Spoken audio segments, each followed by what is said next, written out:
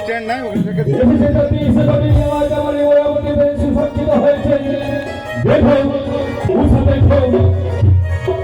মনে নয় ভাবে আজ তোমার এই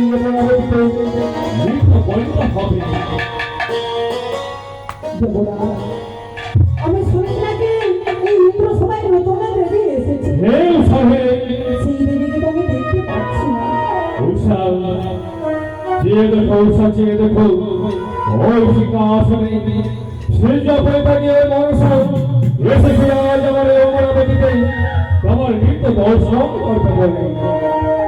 দেখো কৌশল তোমার চরণে প্রণামে হয়ে প্রভু, আশীর্বাদ করি মা। একটি কথা আমি বলবো না, প্রত্যেক দিনের মতো মৃত্যু হবে না, তার জীবন দিতে হবে না। তাহলে শোনো মা, মস্তকে থাকবে জলের গুটি, হাতে থাকবে তেলের বাতি, আর কাঁচাই সরাই গন্ডি কেটে দেবে, সেইখানে তোমরা পাথর সাধন মৃত্যু করে। মা, এই তোমার কঠিন পরীক্ষা নিও না জননী। না রে মা, কিন্তু সম্ভব নয়। তাও আমরা অবশ্যই চেষ্টা করবো। সকলে দেবতা মিলে আমায় আশীর্বাদ করো, তোরা ইন্দ্র সবাই আমি নৃত্যগান করে দেবতাদের মনে জয় করতে পারি।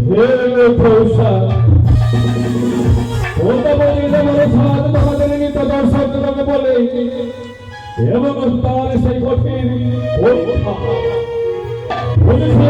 সেই তোমরাই আমার অমরাবতীদের প্রধান নর্তক নর্তকী বলবে আমার মান রক্ষা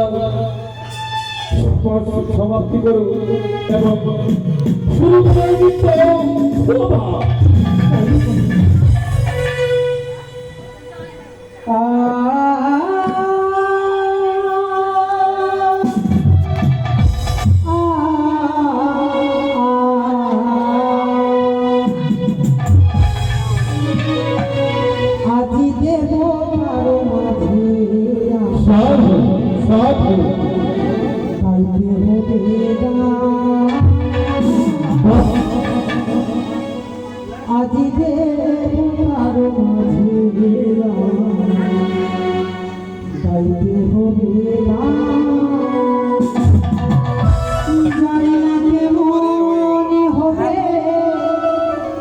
এই গানের সুরটা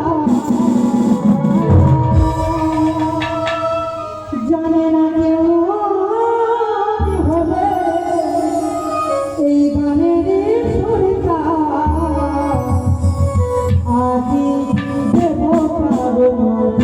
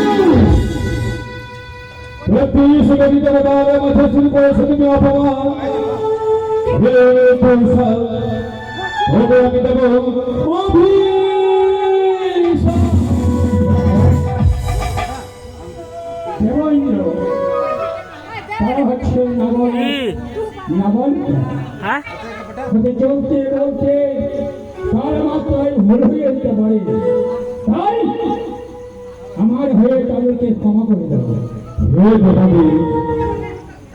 তুমি এই সন্তুষ্ট হয়ে গেলে তাকে তোমাকে আশুতোষ বলে থাকে, একদিকে তোমার তুমি মিথ্যা কথা সত্য করে বলে তোমাকে ভদ্রাজ্য করে থাকে। দেশ হলে আমাদের দেশ, তোমার এই অমরাবতীতে তোমার আদেশ সিদ্ধান্ত থাকে বলেই ওই ভবিষ্যৎকে আমি পুনরায় ভাবে অনুমতি দিলাম। কেন আজকে আমাদের তার হয়ে যায় আমি কিছু বুঝতে পারি না গো। নারদা, তুমি সুন্দর করে রাখো বাজাবে, যেন আমাদের তালে ভঙ্গ না হয়ে যায়। ঠিক আছে, আশীর্বাদ করি। উষা, তুমি চেষ্টা করো, কেননা সেই কন্যা গর্ভবতী সকলকে হয়তো ঈশ্বরের মধ্যে লিপ্ত করে বলে নাই, আশীর্বাদ করি। তাই হবে। ও তোমরা দেখো গো আসিয়া সুন্দর বাহ, উষারানী নৃত্য করে